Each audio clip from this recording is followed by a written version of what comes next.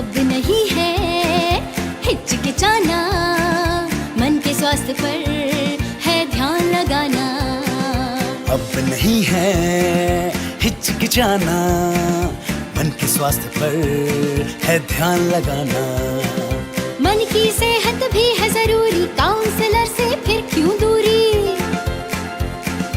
मन की सेहत भी है जरूरी, काउंसलर से फिर क्यों दूरी। चलो अब अपना फोन उठाओ, मनोदर्पण पर call.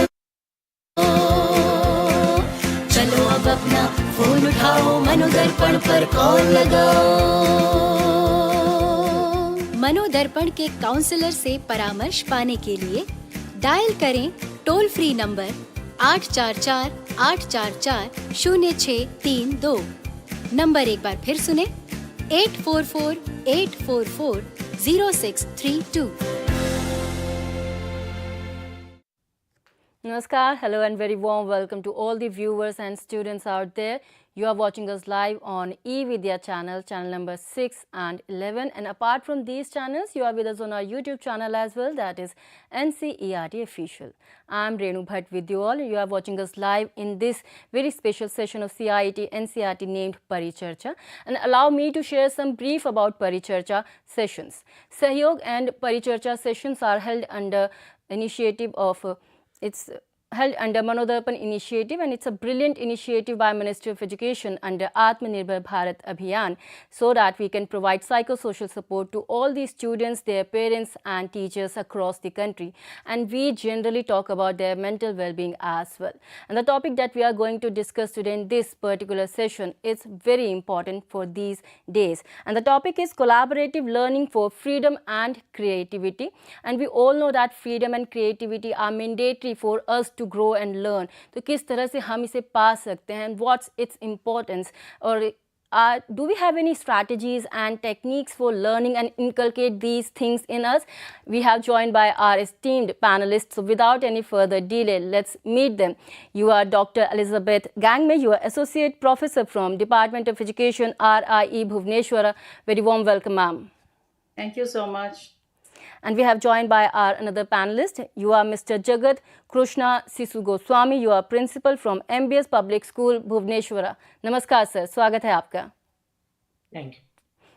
We have joined by our another panelist as well. You are Mrs. Smarnika Patnaik. You are TGT English from DAV Public School, Pokhriput, Bhubaneswar. Very warm welcome, ma'am. Namaste to all the viewers. And Mr. Jaydev Kar, you are Principal from Dalmia Vidya Mandir, Rajgangpur, Odisha, and Practicing Counselor. Very warm welcome, sir. Swagat hai aapka. Namaste, ma'am. Namaste. And Mrs. Raj Lakshmi Panda, you are Deputy Director, Student Counseling from KIIT University, Odisha. Very warm welcome, ma'am. Swagat hai aapka. Thank you. Namaskar. Namaskar to all our viewers.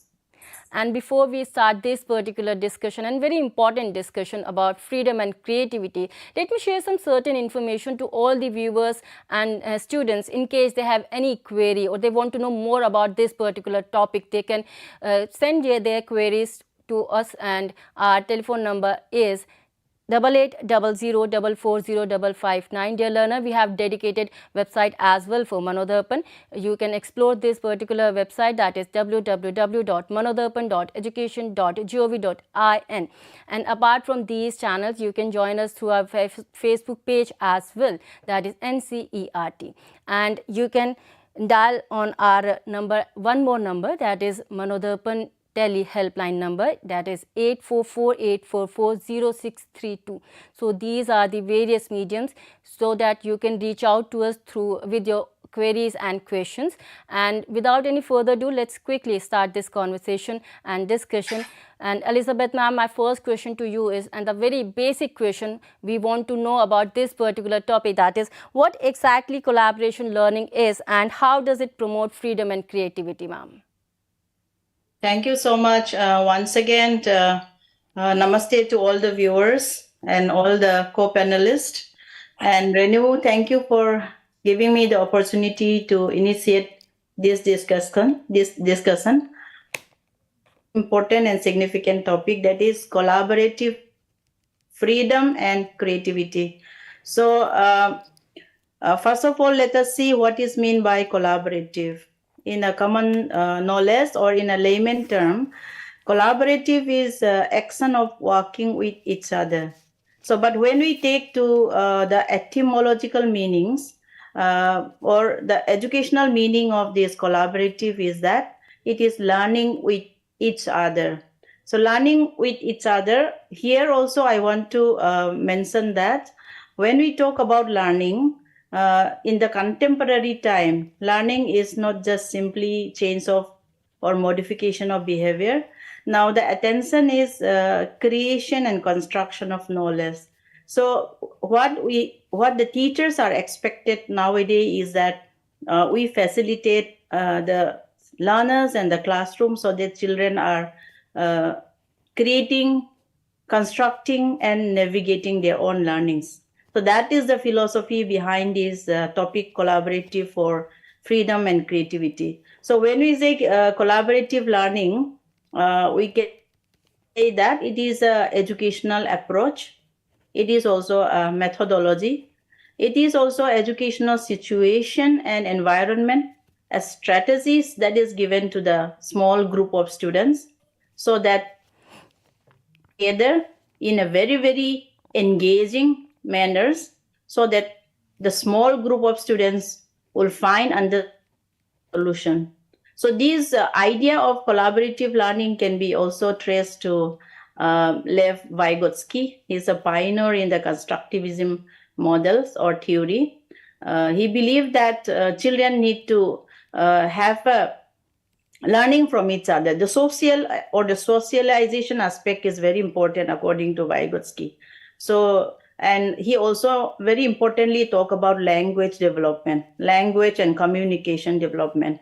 So he says that when children have to create and construct knowledge, they need to socialize, they need to listen to each other, communicate. They also have to use language to become very creative and also to solve the problems, to have a higher thinking levels of learning. So when we look at these, aspects, the genesis of this collaborative learning, we can say that it is a very, very engaging situation where there is a common task, which leads to very, very productive and constructive, tasks that is given to the students.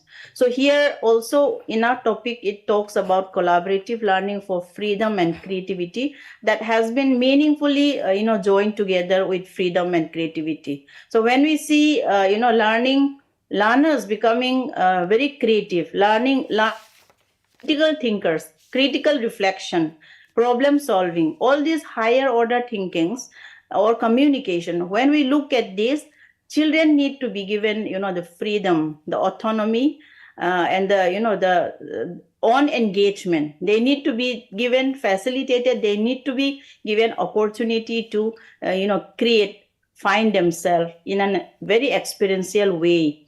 Children have to have a hands-on experience. So they have to have that freedom, the autonomy to find by themselves. That is one thing. And these kind of engaging, making them engage themselves, to learn, to communicate, to have a negotiation skill, that leads to creativity and higher product, in the sense like it induces their gifted or the creative attributes that the learners are having. So that is why today topic we have all my colleagues who will be talking about all this in detail. But the idea is that this collaborative learning for freedom and creativity is very much, the contemporary, talks and the teachers or the educationists are having now. Even NEP 2020 talks about first century skill. So we need to start from the early age to let the children socialize, to learn from each other, to create knowledge, to be the navigator of learners. They are the one who will be navigating the learnings. So learning has to be given to the, learners. The appropriate activities has to be designed for the learners so that they will make meanings on their own. So this is what is, the idea that we are going to focus on today, talks and deliberations. So I think that is what collaborative learning for freedom and creativity, the background which I can, say with you. Yeah. Yes, ma'am. Thank you so very much for introducing this topic to all of us and to all the students and learners who have just joined with us on our YouTube channel, on our channels as well. And let's move ahead. And Jagat sir, my next question to you is what exactly the importance of collaborative learning in classroom transactions, sir? Please explain to us. Good afternoon, all the viewers and my co-panelist. It's a great pleasure in talking to all of you on this important topic, as Madam has rightly given a bird's eye view with certain points. But the most important thing is implementation, and collaborative learning can be implemented in classroom transaction, which is the essence or the need of the hour. It involves transaction designing and implementing teaching strategies that encourage students to work together to achieve common learning goals. Actually, this approach promotes active engagement and some of the critical thinking as 21st century skills, most important communication skills, and deeper understanding of the course material that you provide. Here are key strategies for implementing the collaborative learning in classrooms. Initially, we can take, as Madam has rightly suggested, small group. And what we do, have experimented in our classroom transaction, is that we provide projects. And how does group project in small group helps them learn better? We have to assign student as per the need and requirements of the topic and need and requirement of the syllabi, and which is the course concept. And each member has a specific role and responsibility which has to be specified. And the second one is most important, that is peer learning. What happens? Children tend to learn from their friends better than the teachers or the other instruction provided to them.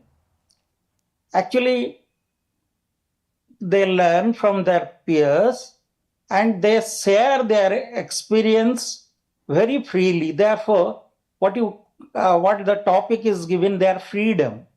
They have the freedom to share their own feelings, own experience, and which they do in a better manner with their friends. And in this way, they also develop their skills, which is the most important part. And the next step will be developing their problem-solving activities.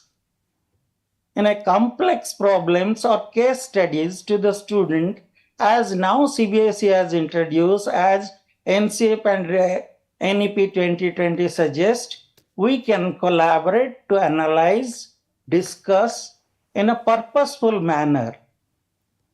And this helps develop critical thinking, and most important is the teamwork. Joining together, working together in group, and this social skills to develop themselves in life. Next one helps them classroom discussion. There you find it encourage, and in an inclusive class discussion where students share their thought, ask questions, and engage in debates. You can use techniques like Socratic method to facilitate discussion very effectively. Then the pair, think, pair, share. the question or present a problem, have students think individually about their response, then pair off with a partner to discuss their thoughts and finally share their ideas with the whole class. This kind of structure approach promotes active participation, where the child takes part very actively. And then the others which we can talk about is jigsaw method. I will just scan through very quickly because of the paucity of the time. Divide course material into segment, assign different segment to small groups, which has been practiced not only by me, but in the classroom, which I have presented here. And this has been very effective. And we find there is 25% growth within 3 months.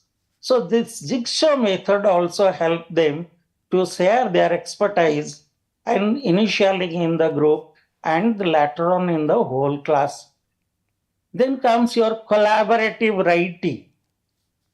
And here the teacher plays a vital role assigning the specific objective writing task. And that is how nowadays this collaborating write helps to the student in their collaborate and research writing, editing. That also improve writing skills and promotes teamwork. And nowadays, the latest digital world, you find the online collaboration. And another aspect is peer review. And then role play and simulation. Here it is important, I would like to talk a little bit here. Here, role-playing scenarios or simulation relevant to course content.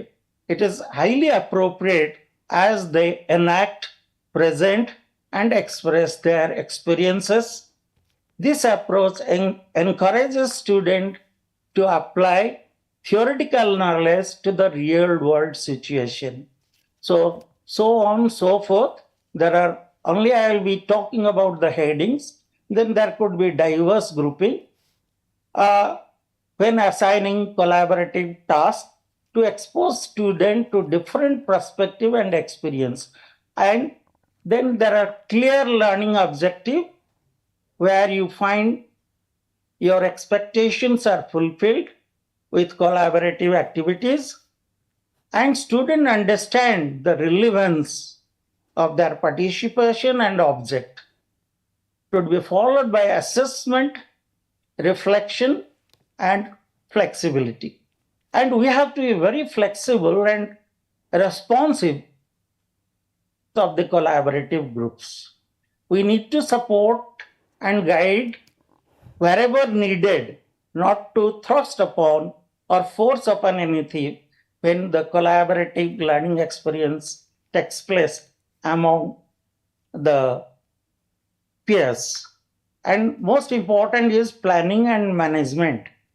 It can enhance the learning experience by fostering active engagement, critical thinking, effective communication, preparing students for success in various academic and professional contexts.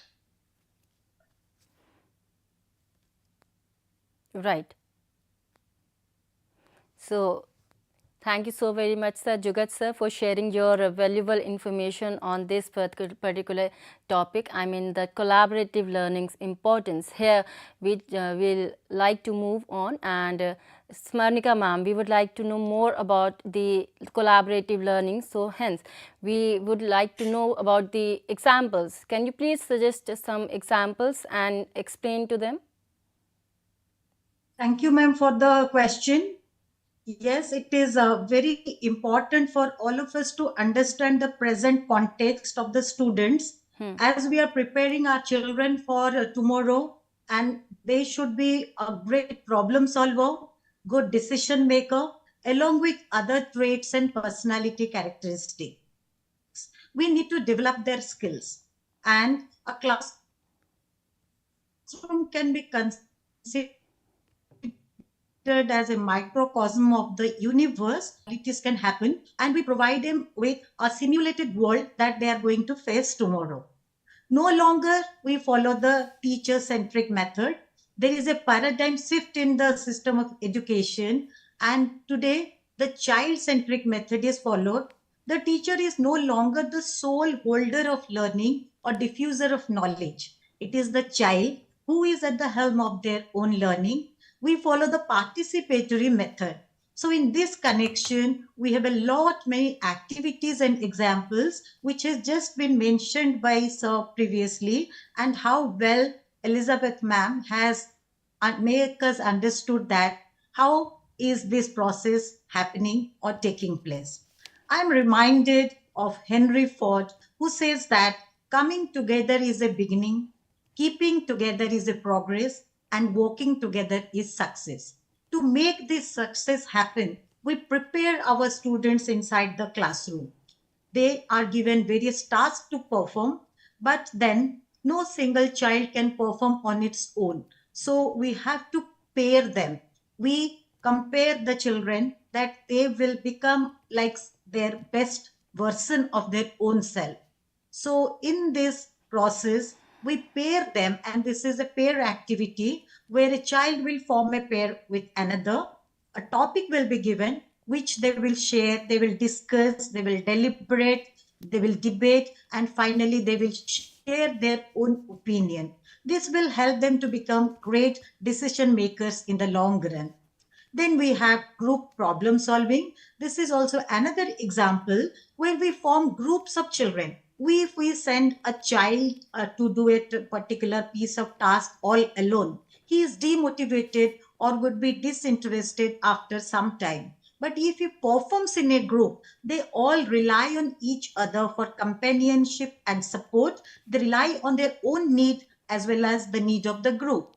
They rely on their own goal. They have own personal goal or objectives. At the same time, they have to consider the goal of the group. Similarly, not every child in the group would be very strong. So they rely upon each other's strength, and they borrow from each other's strength, and they proceed together. They work towards the group objective.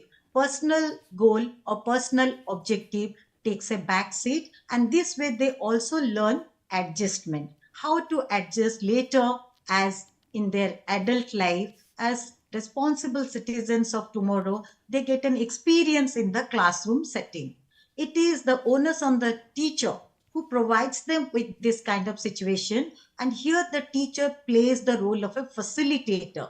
The teacher is supposed to plan, design, and the child will be participating with his fellow mates, with his fellow beings, with peers to understand the task. For example, the next is field task. We cannot send a child alone to explore a certain concept or a certain process in a field. He needs to go in a group with his peer, and companionship is what is the basis of the task. Through understanding each other and one another's strength, they learn to work in a group. Man is a social animal. He cannot live in isolation. So similarly, we give them a context where they will rely on each other and they will move together in this task.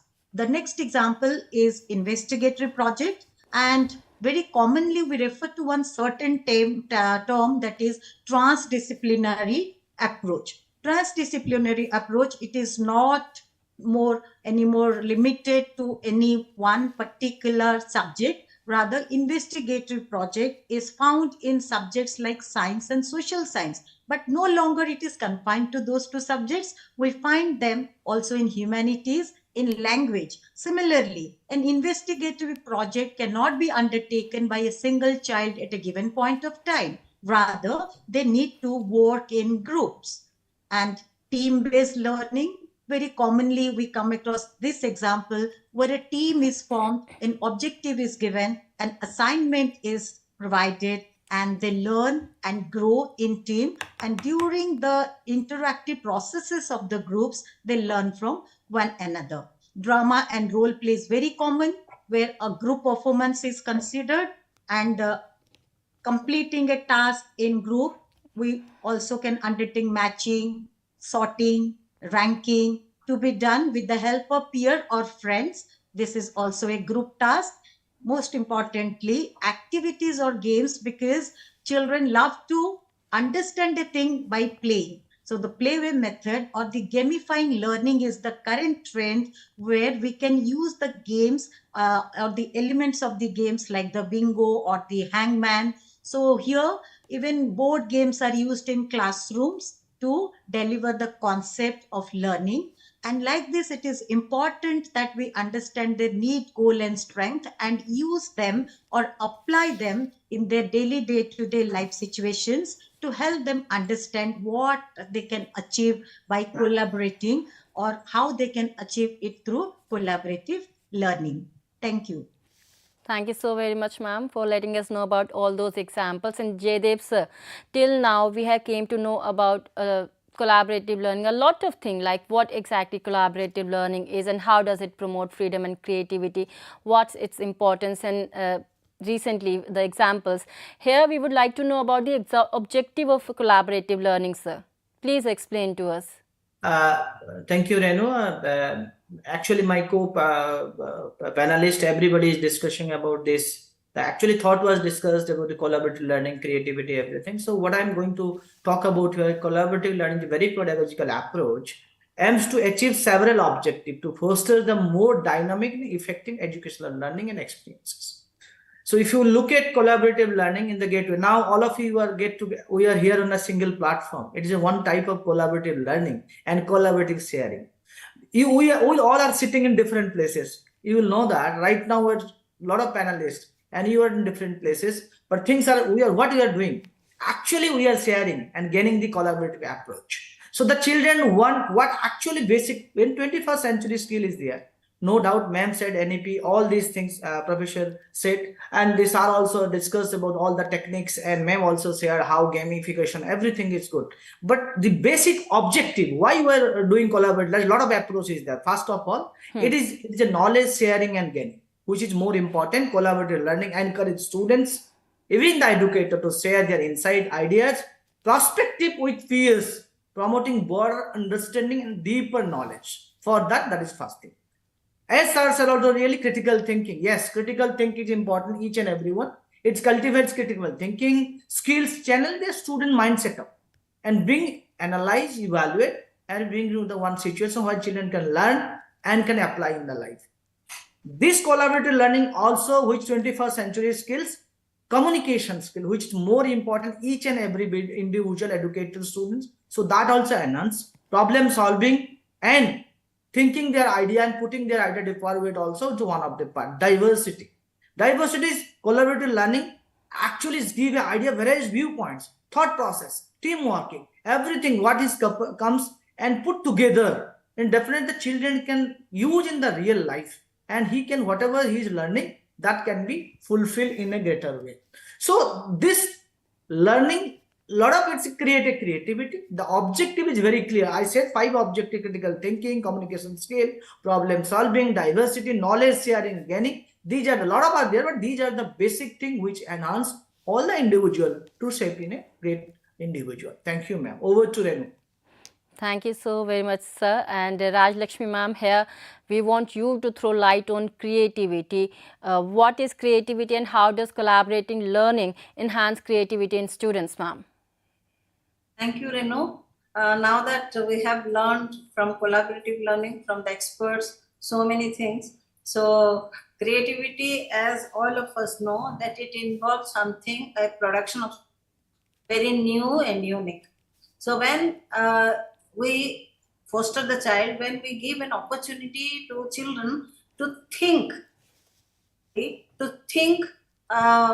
in a free way, then whatever their ideas and views, they will express when it is a forum where collaborative learning is occurring. So no child is afraid that he may be wrong. No child thinks that he may be finding a solution which is not the right answer. So there are different answers and there are different ways of thought processes, and put together in collaborative learning, it is a brainstorming.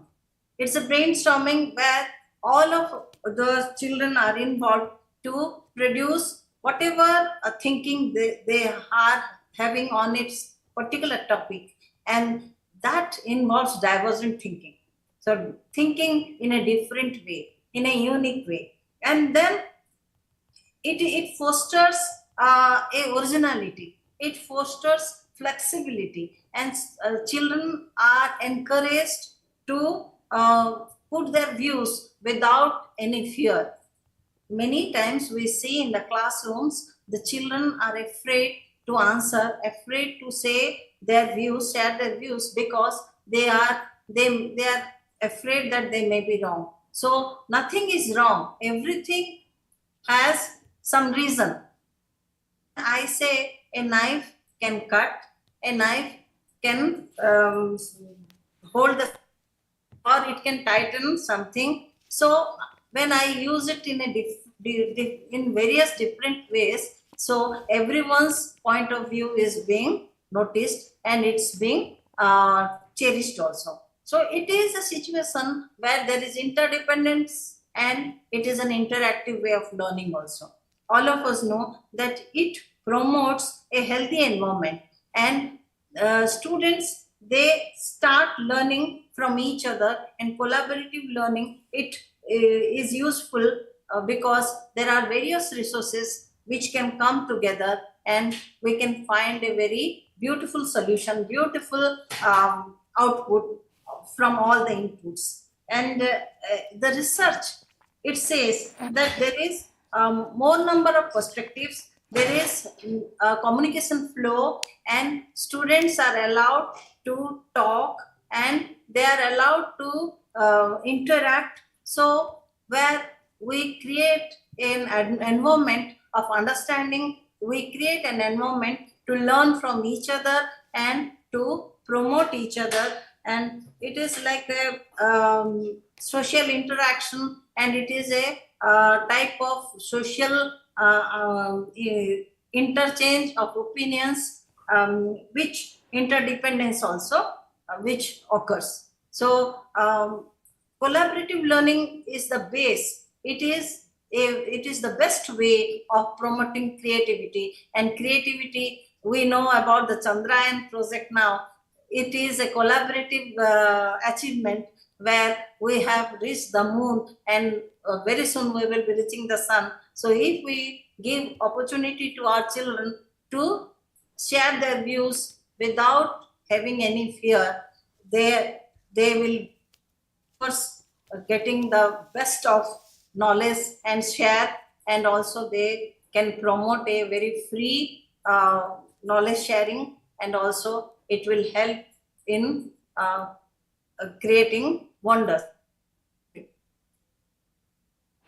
Very well said, ma'am. And before we move forward, let me share some certain information to all our viewers and students in case they have any query related to this particular topic that we are discussing in this particular Paricharcha is collaborative learning for freedom and creativity. Dear learners and students, you can drop your comments and queries, questions in the comment section of our YouTube channel, that is ncertofficial. You can call us also on our telephone number, that is 8800440559, or we are expecting your participation because we bring this particular Paricharcha just for you only. And Jugat sir, here we want to know more about the influence and effect of collaborating learning on stakeholders, sir.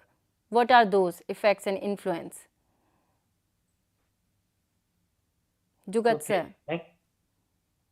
I would like to tell you here, it has a greater influence, as already our panelists have suggested. All of us are sitting and talking about collaboration, Chandrayaan, and everything.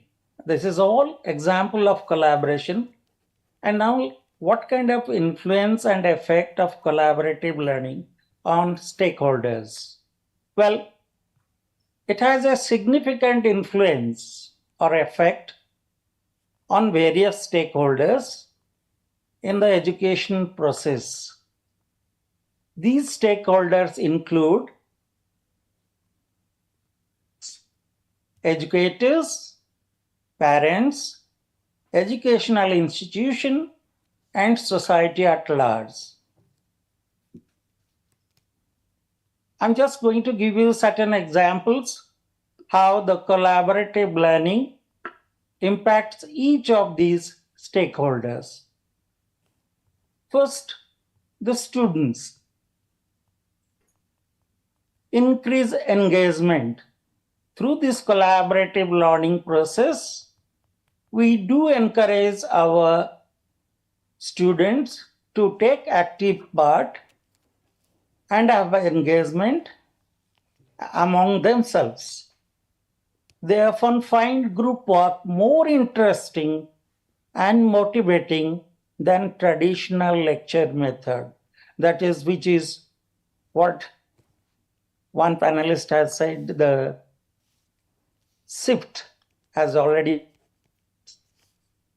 from teaching to learning, and that's what takes place in this, and that is the greatest influence on students.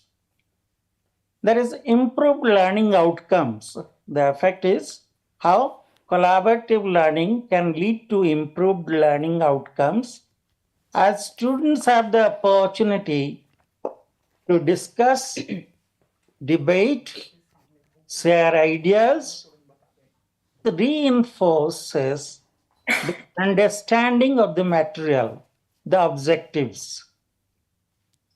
Then there is better skill. This is the most important, that whatever activity we are doing, if we do not have good communication, then all are failures. So therefore, the communication skill is the most important thing.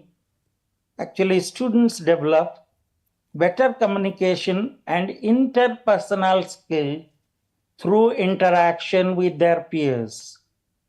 They learn how to express their ideas clearly and listen actively to others. This is very important. When one speaks, we tend to interrupt. So we can develop this idea among the student through this collaborative enhanced communication skill, learning how to communicate with each other. And next one is problem solving skills.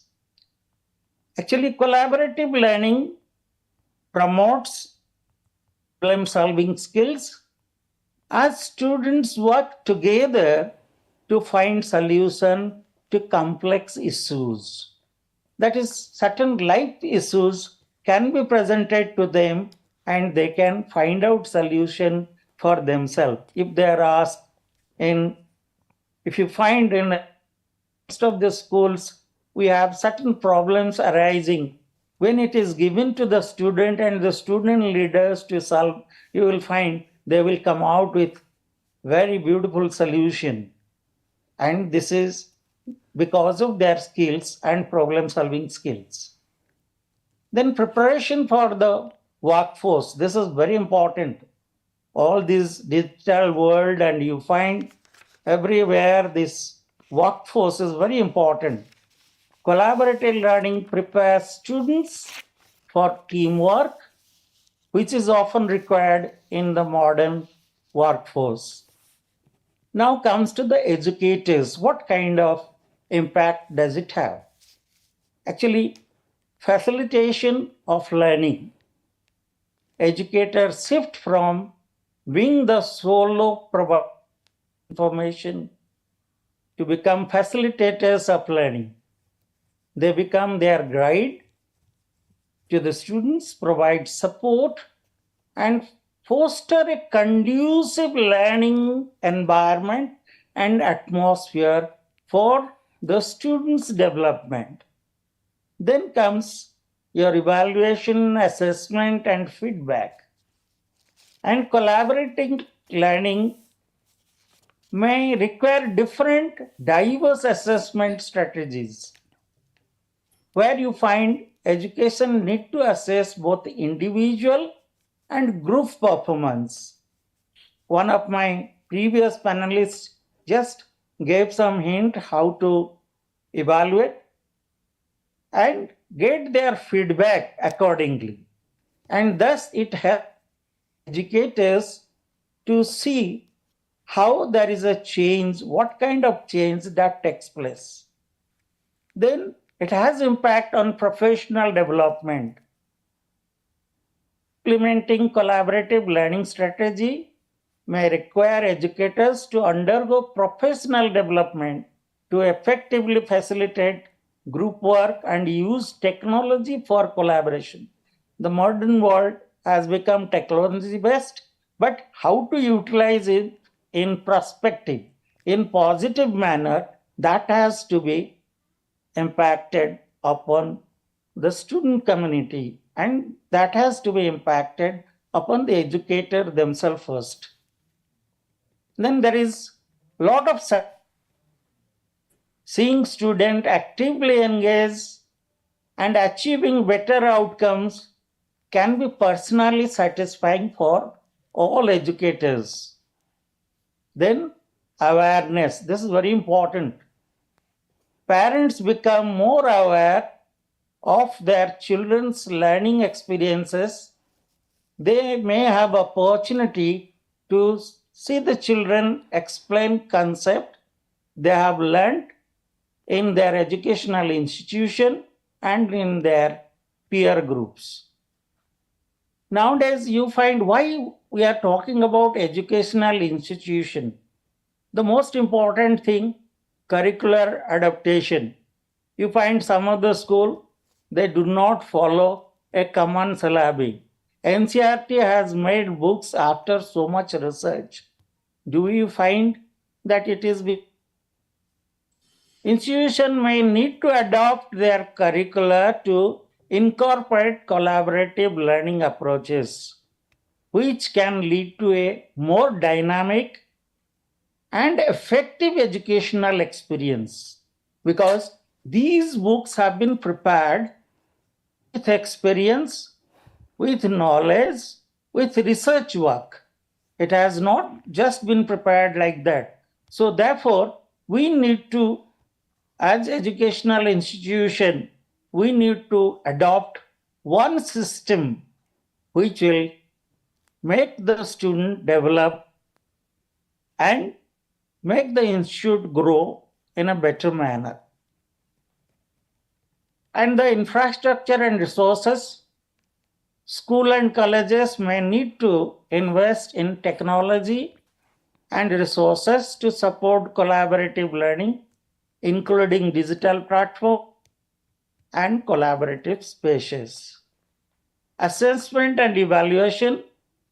Institutions need to develop assessment methods that align with collaborative learning outcomes.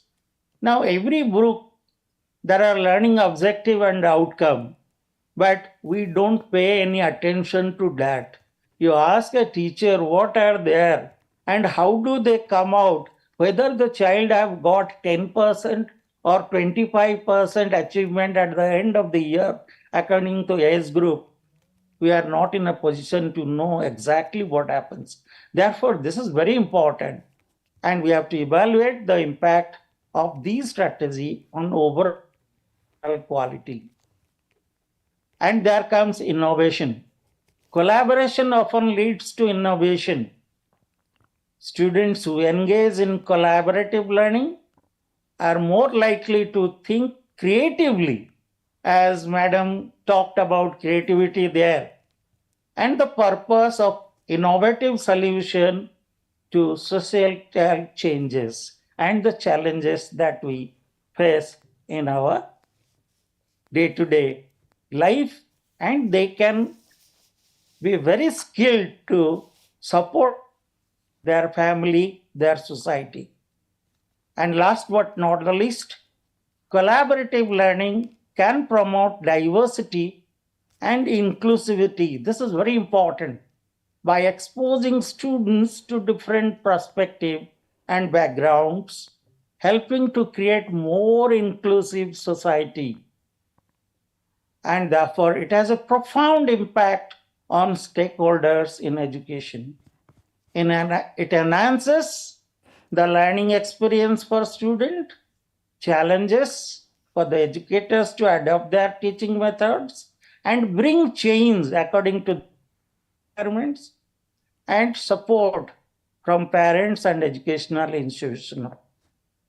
Ultimately, it contributes to the development of well-rounded individuals who are better prepared for the challenges Right. and opportunities of the future. Thank you very much. Thank you so very much, Jugat sir, for letting us know that collaborative learning is very effective and influensive. And dear learner, you can achieve a lot of things by just accepting this approach. Smarnika ma'am, here we would like to know about some strategies to build on collaboration in classroom, ma'am. What are those strategies?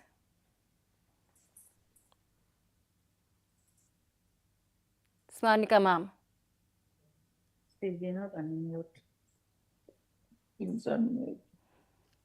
Patnaik ma'am, Collaborative please. learning. Yes, ma'am. Yes, ma'am, please We know- continue. Yes, we know that collaborative learning is a very important process here, and research also shows that deeper learning is possible only when the learning is very contextual, when learning is very active, it is social as well as student owned. And collaborative learning gives us a wider scope to see that each and every child gets an opportunity to participate in his or her own learning, participatory learning or joyful learning or interactive learning or hands-on activity learning, learning by doing. These are the various methodologies or phenomena that becomes possible only when the learning is collaborative. But the collaborative learning has to be implemented by the teachers in the classroom. So again, it is the responsibility and awareness of the teacher as to how they will proceed and guide the children as a facilitator to make them a part of the greater teaching learning process. In this process, the teacher has to show how they can make the group by showing them more of a decision maker and a problem solver. So the teacher has to understand to make the group clear.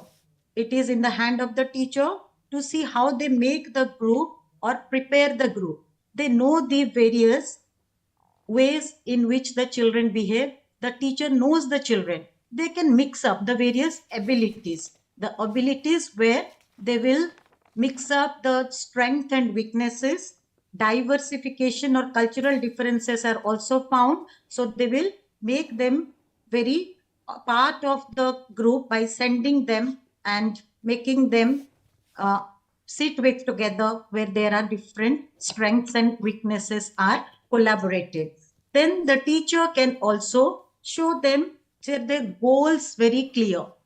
Each and every child has a goal, but when their goal is done, more of them, like the goal is individually shared and the child understands that he can better perform in a group, then the goal becomes clearer and more attainable. In this case, we can look at the SMART goal where the child understands that he has to go for a SMART goal where S stands for specific, M for measurable, A for attainable, R for relevant, and T for time bound.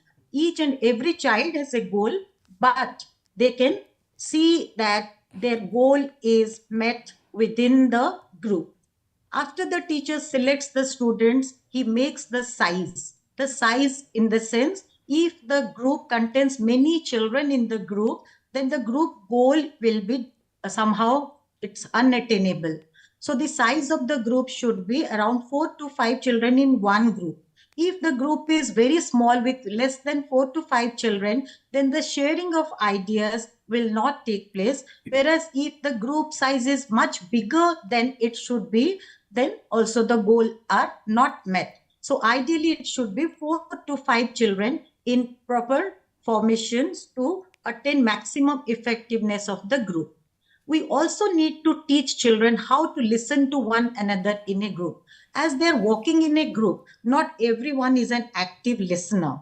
So in order to make this listening skill enhanced, is very important, because unless they listen to one another, they cannot respond appropriately. When they listen to others, then their own listening power also, or the skill of listening, enhances.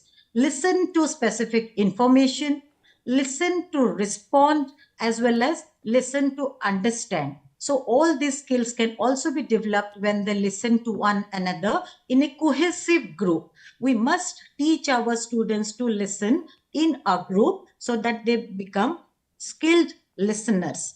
And this also allows them some time to think. We must allow them thinking time. Before the question has been completed by the teacher, many times the children do not listen to it. They respond before what the question has been put.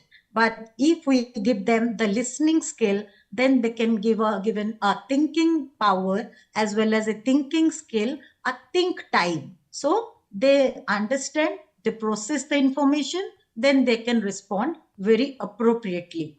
Setting the rule of language and collaboration. Language learning takes place in a group. Here, the teacher can teach them how to make a request, how to make an invitation, how to disagree, how to be assertive, as well as how to paraphrase one situation or a context. So various contexts can be used, and language development can take place only with the power of, or with the support of, collaboration. Then the goals and expectations must be made clear. When we form a group, an objective is specified, a goal is specified, but each and every group should have a different goal. Because if the same goal will be there amongst all the groups, then at the end of it, the expectation doesn't become clear. So it is again the responsibility of the teacher to make the expectations and the goals very clear, and they should be given a short-term goal. A long-term goal, if at all it is there, should be broken into several subtopics or parts, and each part or each subtopic should be assigned to a certain group, and accordingly all the groups should be assigned subparts of the main topic or the main part. Then when that clarity has been attained, then children can be taught as to how to meet the objective. Each and every child has to understand that the individual goal is very important, but they must be comfortable working in a group, because it is with the help of the group and with the help and presence as well as support of the other members of the group that the objective or the group goal will be attained. Next comes to assign roles to the member of each group. When we ask the children to form their own group or they are left to their own devices, then the entire purpose of the goal is diminished and it will decrease. And nobody knows what role they have to play. So sometimes here the teacher as a facilitator or as a guide has to assign roles to the members of the groups. So there can be a leader who coordinates or who assigns role to his or her member, as well as there should be about the group proceeding. A person has to work as a reporter and write them. One timekeeper should be there to remind them from time to time how much time they have left or how much time has passed. So they keep a note of the time and proceedings. Accordingly, the group dynamism will be formed and each and every member will be assigned a role so that they will work towards the attainment of their own role that has been given to them. Using real world problem or not imaginary one is a very important assignment that we as teachers should not forget.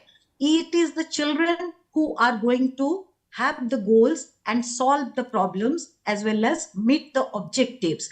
But if the problem given to them is unfamiliar, to which they cannot relate to, then the purpose of the entire collaboration or group formation or assignment of tasks goes in vain. So we need to give them problems which happens in the real world, not imaginary.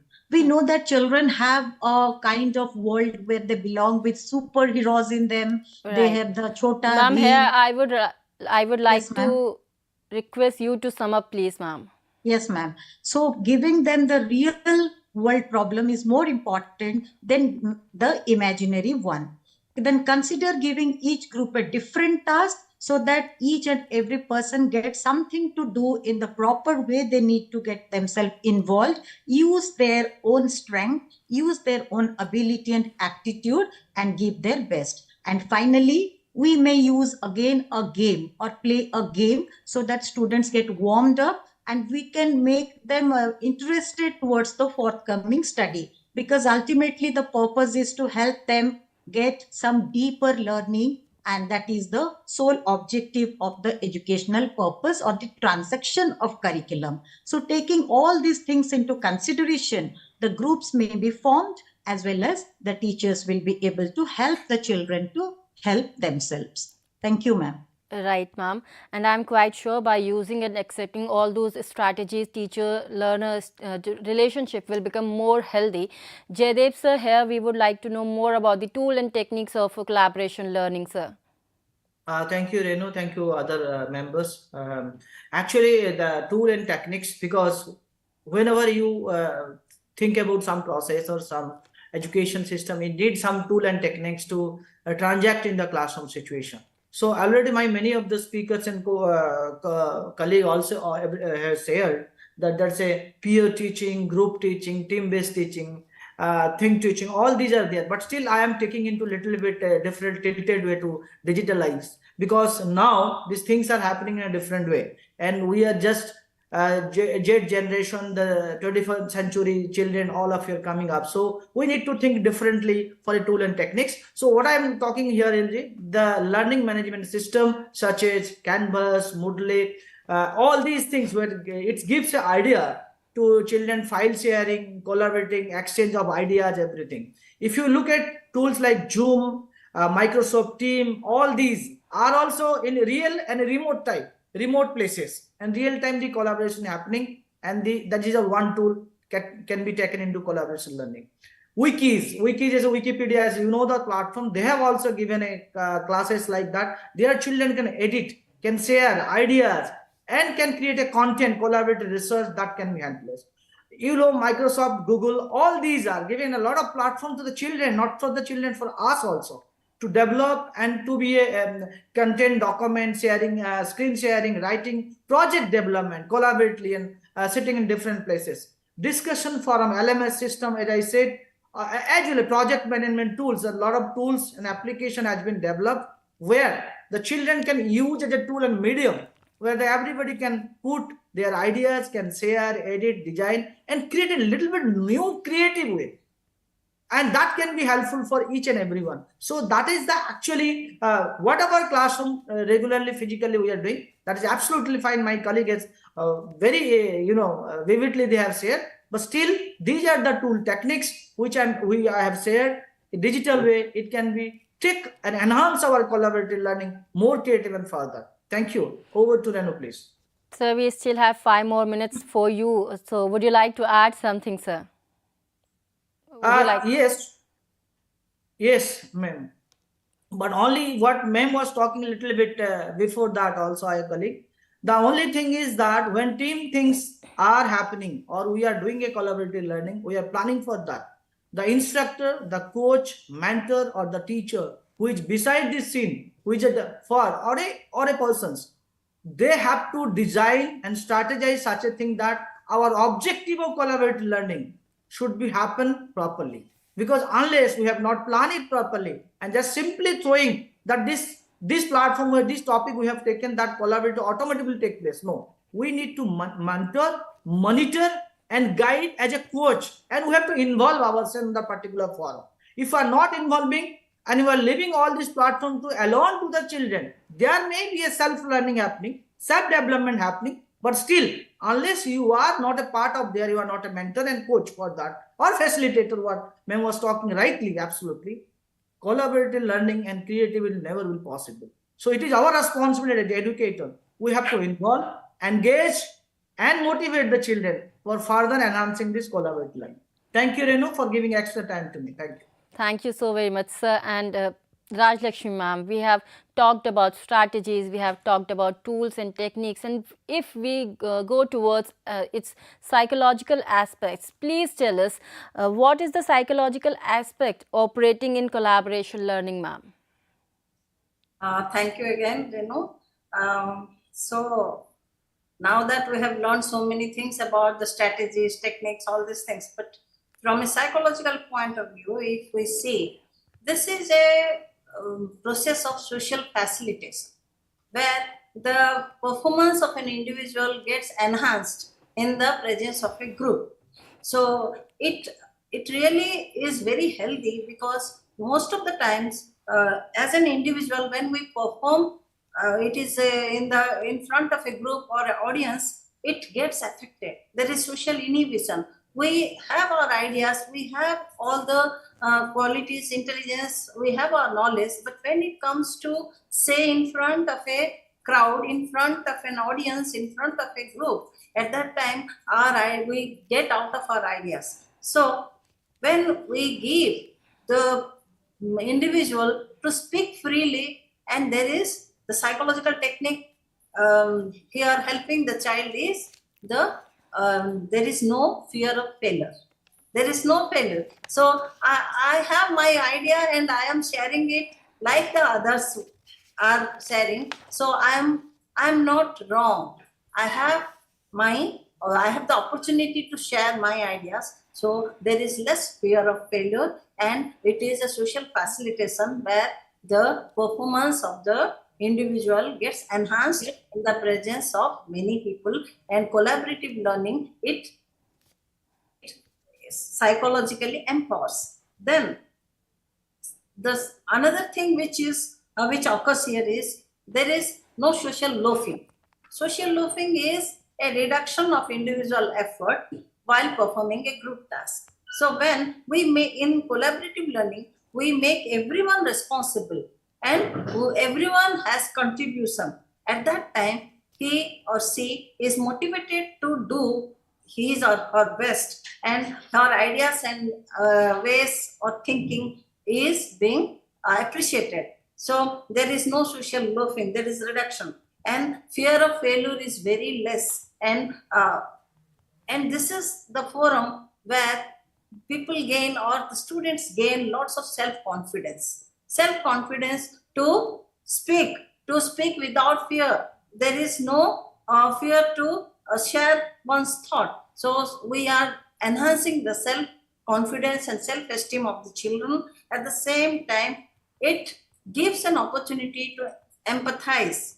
When we listen, when we try to understand from the other person's perspective, and we are being tolerant. We are tolerant to listen and to not to judge someone, to make the other person say whatever and to learn from the other person. So there is knowledge sharing. At the same time, we have learned to be tolerant, we have learned to empathize. And another skill which is very much enhanced here is active listening. We engage in active listening, and we nowadays, if you see, students do not listen, like ma'am was saying. So before completion of any statement, they just give their own views. So when they learn from the other students, them, so we are creating a situation of active listening, and that is a very good skill, and psychologically it empowers. Then there is another thing which occurs is friendly spy. So whenever I am performing, I am afraid that there may be a spy and I am not performing to my best. So when I am not wrong, I have my freedom to express. At that time, there is a concept of friendly spy where my views are accepted. At the same time, it may be criticized, but that is constructive criticism. On the basis of my lacunas, I can always think progress, and I can think differently. I have many other ways of putting my views. Then another is there is interdependence, which we were talking about, the law of interdependence, where there is positive interdependence. We are not negatively, because it is a constructive criticism, constructive way of learning, collaborative learning. So there is positive independence, and I am powerless as an individual, but as a group, as a collaboration, I am powerful. So it like group polarization, where the initial position of a group gets strengthened. Now we were talking about the Chandrayaan team. When it was a failure at that time, everyone shared the failure. And now when it is a success, everyone is sharing the success. So their power, their position, people are listening to them. People are giving the status which they deserved. Now they know that yes, these people have the potential to reach the sun, to reach anywhere. And then it is that another important thing which occurs is many of the children as an individual, they are afraid of asking questions. When they try to ask questions, at that time they feel that they may be wrong, so they don't ask. So this is a way where this is a forum where the students are encouraged to ask questions. And I will be, if I have time, I will be giving you one example today itself. Sure, when ma'am. I think. Yes, ma'am, you can. Okay. So when we were talking something like about a vegetable or something like that, one of the students said, I said that this is a blind belief that eating pumpkin we can have arthritis. Okay. So the student questioned me, ma'am, why should we use blind belief? Is the blind person belief is baseless? So at that time I was awestruck. I thought that this is a word which we are misusing, and students, when they are encouraged to ask questions, blind persons also have their beliefs. They have the touch sensation which is very powerful. So how can we say that beliefs are all blind? They may have a base of their beliefs. So we have to change the term from blind belief to baseless beliefs. So this is a way where I thought we should encourage our students to ask questions, and collaborative learning and creativity, development of creativity, it enhances the students' potential to ask questions, to empathize, listen carefully, to active listeners, and to have positive regard, unconditional positive regard to the other person, to give that much of respect to the other's point of view.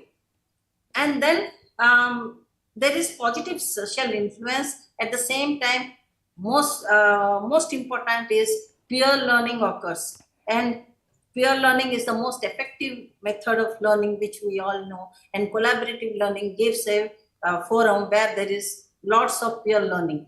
And last but not the least, what I would like to say is, when we encourage the students to think freely, to think creatively, to make them feel good in putting their views, at that time, not only we encourage them, not only we are developing their self-confidence, at the same time, we are enabling, we are empowering, we are enriching them.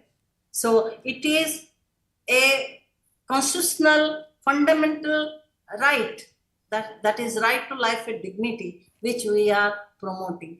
Thank you. Thank you so very much, ma'am. And Elizabeth, ma'am, we would like you to conclude this session. But before that, let me tell you that we have a lot of time left in our hand. So I'm requesting all of you to share some extra views on this particular topic, or if you have any examples to share with us, please share with us, ma'am. Sure. And sir. Okay. Thank you so much, Renu, once again for coming back to me. Well, all the co-panelists and my colleagues have shared so many good things, so many points, very important points related to our today topic. They also have talked of many strategies which the teachers and the students can use when they are learning.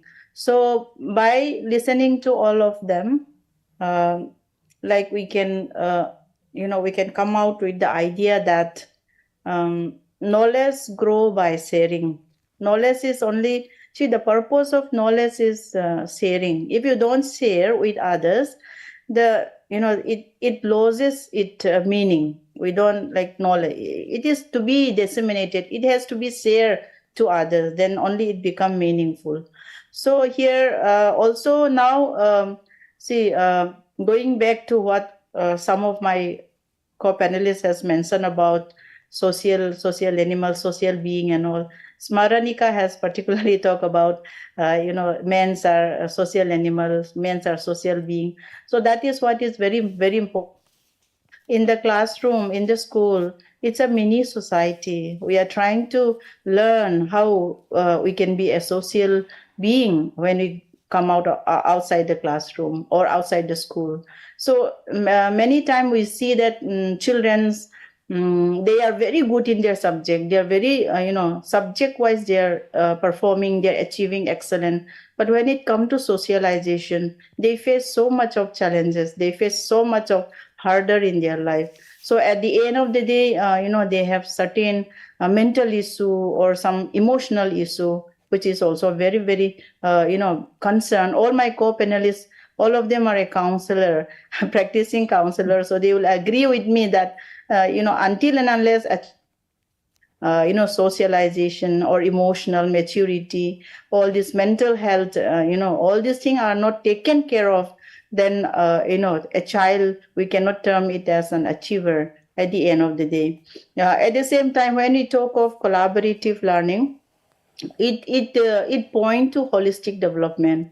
Holistic development, that is what, like Rajalakshmi talks about creativity, where children, we encourage children to express their novel idea, authentic idea, where children feel good about, expressing the original ideas, expressing to each other. At the same time, Sisu Goswami also mentioned about many of the important tips which the school and the teachers can undertake in their own context. And also our friend here, Jaydev, also mentioned about how ICT also can be integrated nowadays, because NEP has very vibrantly also talk about integrating ICT. Collaborative learning can also be through, connecting each other through ICT or LMS mode, or through the many of the platforms that we have now through technology. So that's many of the good ideas that have been shared. We can learn about it. And like also one thing which come to our mind is now the shift towards competency rather than children having only theoretical knowledge. So there is a shift towards being competency, skills, analyzing, ability to ask questions, inquisitiveness, curiosity, evaluating. All these things are, the skills that we are looking nowadays, not only having a memorization of the definition or formulas like that. So children have to have that kind of, a balance in every aspects, maybe also the academic aspect, subject aspect, emotional aspect, physical aspect, as well as socialization, which is very, very important. I have seen nowadays children, in socialization, many of them are feeling difficulty to adjust among their peer group, among their relative, in the neighborhood, in the social gathering like that. So these are certain things that we have to look about it. So that, holistic, multidisciplinary aspects Maranika has mentioned. That's very, very important. Children have to have that kind of, holistic growth in their life.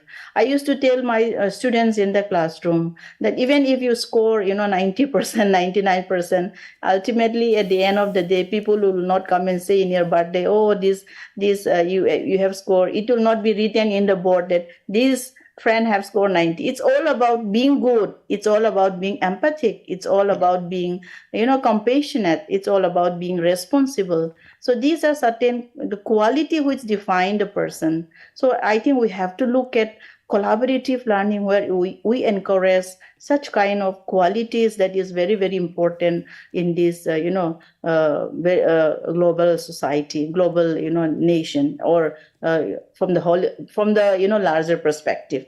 At the same time, I also want to mention that when we are designing collaborative learning, teacher has to be very, very careful.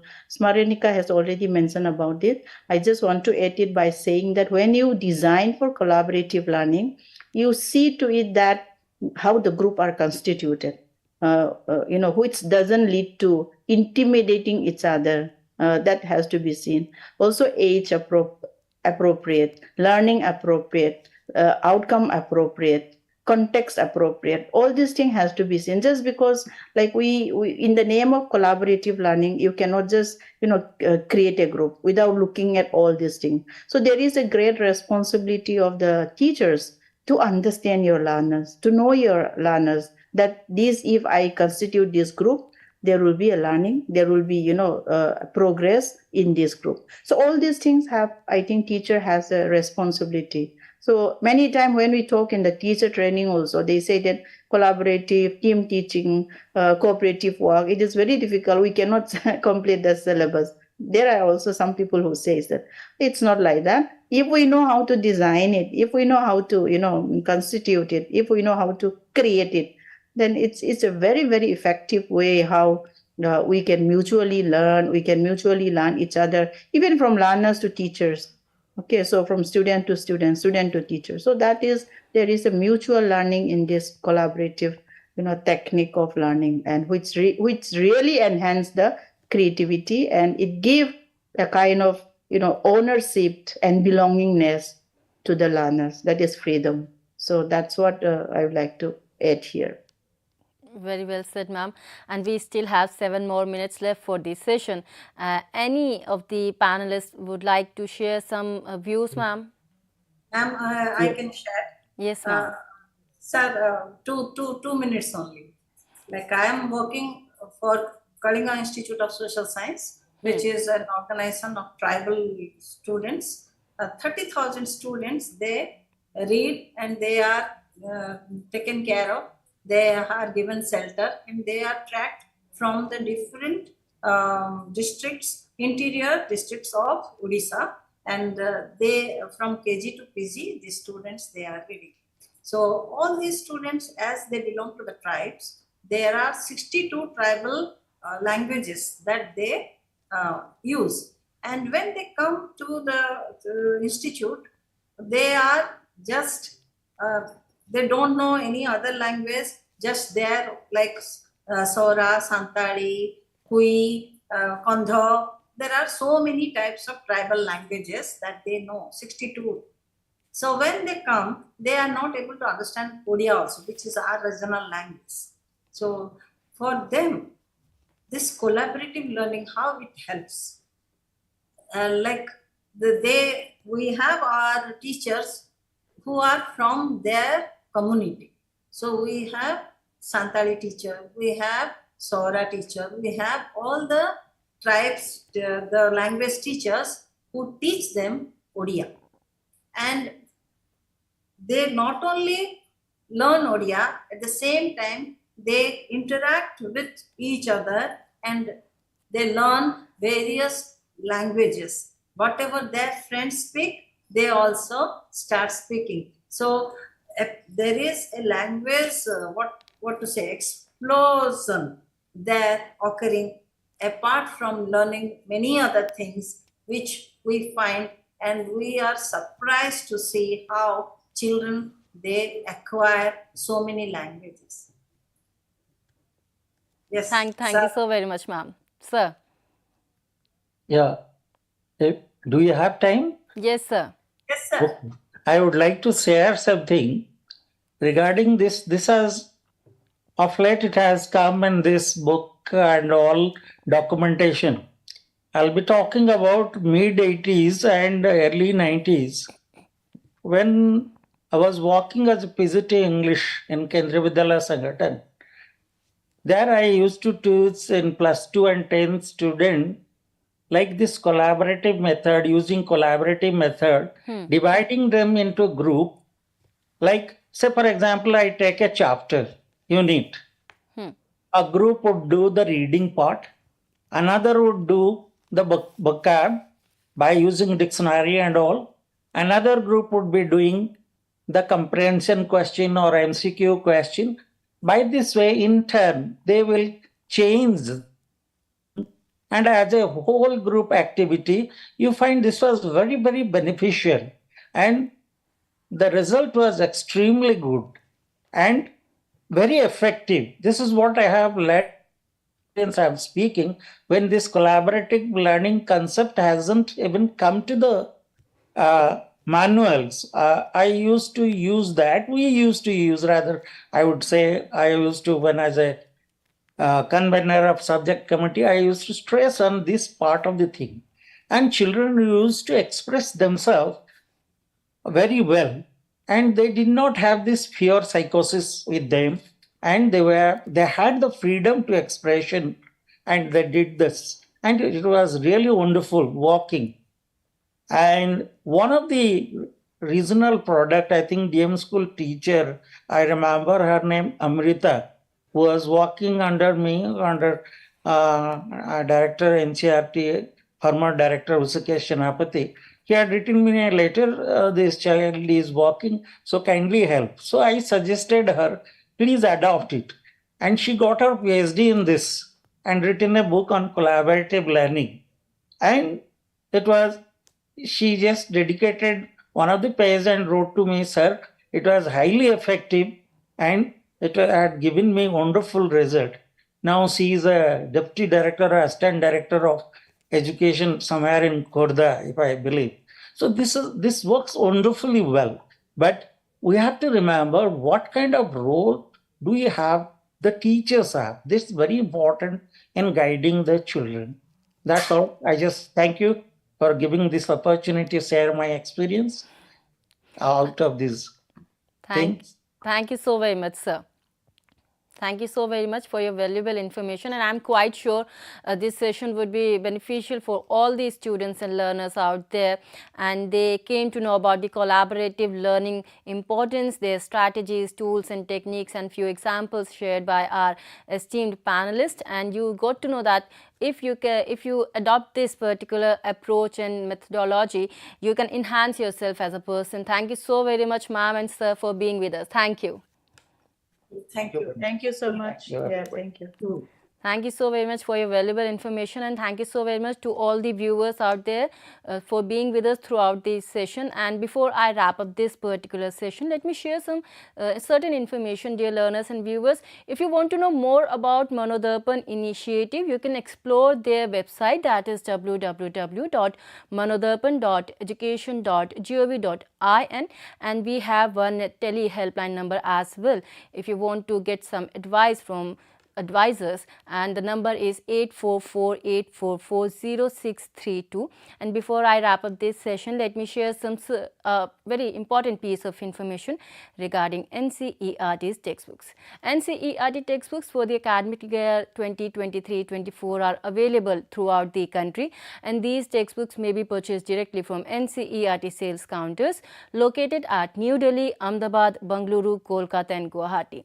And these textbooks may be purchased from online from our website, that is ncertbooks.ncert.gov.in, and these books will be delivered at your doorsteps with no delivery fees.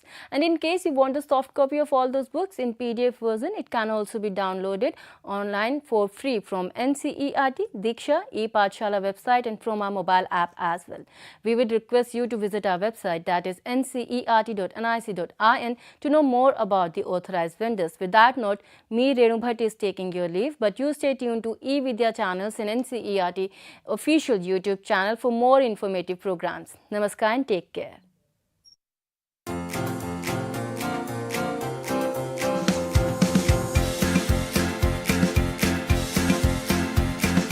अब नहीं है हिचकिचाना, मन के स्वास्थ्य पर है ध्यान लगाना। अब नहीं है हिचकिचाना, मन के स्वास्थ्य पर है ध्यान लगाना। मन की सेहत भी है जरूरी, काउंसलर से फिर क्यों दूरी। मन की सेहत भी है जरूरी, काउंसलर से फिर क्यों दूरी। चलो अब अपना फोन उठाओ, मनोदर्पण पर कॉल लगाओ। चलो अब अपना फोन उठाओ, मनोदर्पण पर कॉल लगाओ। मनोदर्पण के काउंसलर से परामर्श पाने के लिए डायल करें टोल फ्री नंबर 844-844-0632। नंबर एक बार फिर सुने 844-844-0632।